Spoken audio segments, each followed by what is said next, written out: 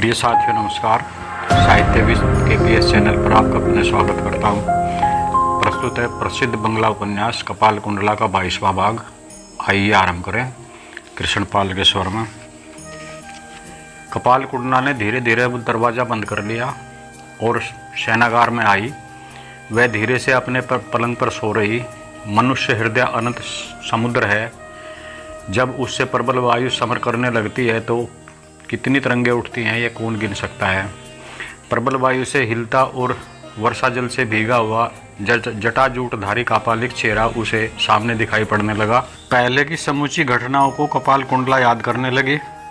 घने जंगल में कापालिक की वह भैरवी पूजा, अन्य पैशाचिक कार्य, वह उसके साथ कैसा आचरण कर भाग कर आई है, नवकुमार को बंधन, यह सब याद आने लगा। कपाल कुंडला कांप उठी। आज रात की सारी घटनाएं आंखों के सामने नाच उठी। श्यामा की औषधि कामना, नवकुमार का निषेध, उनके प्रति कपाल कुंडला का तिरस्कार, इसके बाद अरण्य की ज्योत्सनामयी शोभा, वह भीषण दर्शन सब याद आया। पूर्व दिशा में उषा की मुकुट ज्योति प्रकट हुई। उस समय कपाल कुंडला को तंद्रा आ रही गई। उस हल्की नींद में कपाल कुंडला स्वप्न देखने लगी, मानो वह उसी सागर वक्ष पर नाव पर सवार चली जा रही है।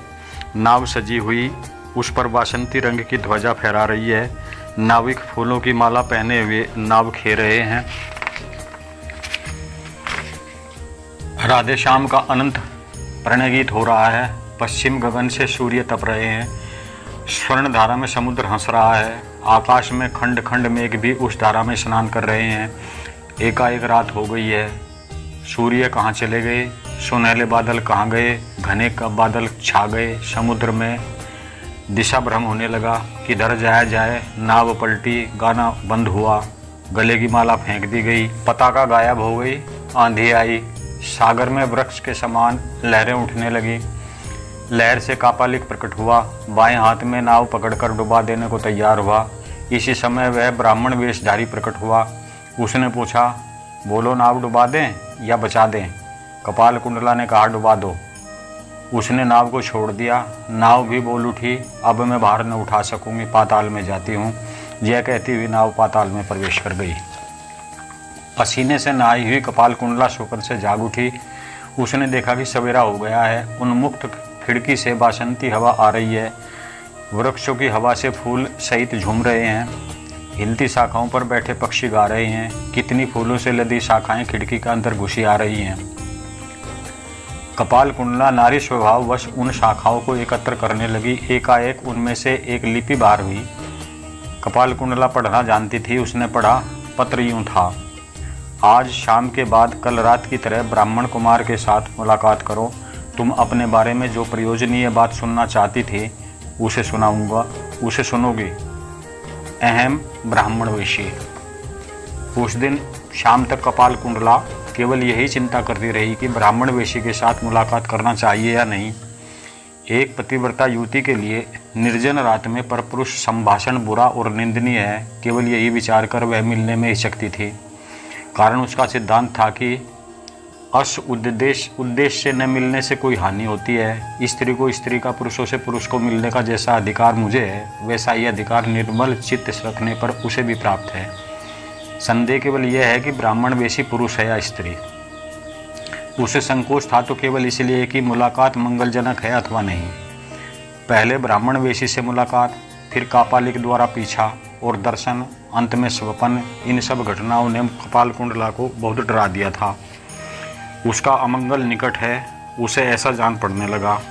और उसे यह भी संदेह होने लगा कि यह अमंगल कापालिक के आगमन के कारण है। यह तो स्पष्ट ही उसने कहा कि बातें कपाल कुंडला के बारे में ही हो रही थी। हो सकता है इसके द्वारा कोई बचाव की भी राह निकल आए, लेकिन बातों से तो यही जान पड़ता है कि या तो मृत्यु अथवा निर्वासन दंड। तो क्या ये सारी बातें मेरे लिए ही हैं? ब्राह्मण वेशी ने तो कहा था कि उसके बारे में ही बात है। ऐसी कुमंत्रणा में ब्राह्मण वेशी जब सहकारी है तो उससे मिलना मंगलजनक नहीं हो सकता, बल्कि आफत स्वयं बुलाना होगा। लेकिन रात में जो स्वप्न देखा उसमें तो ब्राह्मण वेशी के कथन से जान पड़ता है कि वह रक्षा भी कर सकता है। तो क्या होगा? क्या वह स्वप्न की तरह डुबोएगा? हो सकता है माता जी ने उसे इसलिए भेजा हो कि उससे मेरी रक्षा की हो। अतएव कपालकुंडला ने मुलाकात करने का निश्चय कर लिया। बुद्धिमान ऐसा सिद्धांत करता या नहीं संदेह है, लेकिन यह बुद्धिमानी से हमारा कोई संबंध नहीं है। कपालकुंडला कच्ची उम्र की थी, अतएव उसने बुद्धिमानी का विचार नहीं किया। उसने कुतूहली रमणी जैसा सिद्धांत किया, भीमकांत रूप राशि दर्शन लोलुप जैसा कार्य किया, नैसवन विहारणी सन्यासी पालिता की तरह सिद्धांत किया, और सिद्धांत किया दीपक शिखा पर पतित होने वाले पतंगे की तरह। संध्या के बाद बहुत कुछ गृह कार्य समाप्त कर कपालकुंडला ने पहले की तरह वन यात्रा की। यात्रा के समय कपालकुंडला ने अपने कमरे का दीपक तेज कर दिया, लेकिन वह जैसे ही घर के बाहर हुई दीपक बुझ गया। यात्रा के समय कपालकुंडला एक बात भूल गई, ब्राह्मण वेशधारी ने किस जगह मुलाकात के लिए बुलाया है। अतः पत्र पढ़ने की फिर आवश्यकता आई। उसने लौटकर पत्र रखा हुआ स्थान ढूंढा, लेकिन वहाँ पत्र न मिला। याद आया कि उसने पत्र को अपने जूड़े में घोंस लिया था। अतः जूड़े में देखा, वेणी खोलकर देखा, लेकिन पत्र न मिला। घर के अन्य स्थानों को खोजा, अतएव पूर्व स्थान पर मिलने के ख्याल से निकल पड़ी। जल्दी में उसने फिर अपने खुले बाल बांधे नहीं, अतः आज कपालकुंडला प्रथम अनूठा की तरह उन्मुक्त केस होकर चली। प्रिय साथियों, अभी तक आप सुन रहे थे प्रसिद्ध बांग्ला उपन्यास कपालकुंडला का 22वां भाग। आशा है पसंद आया होगा। कृपया चैनल को लाइक शेयर सब्सक्राइब अवश्य करें। धन्यवाद।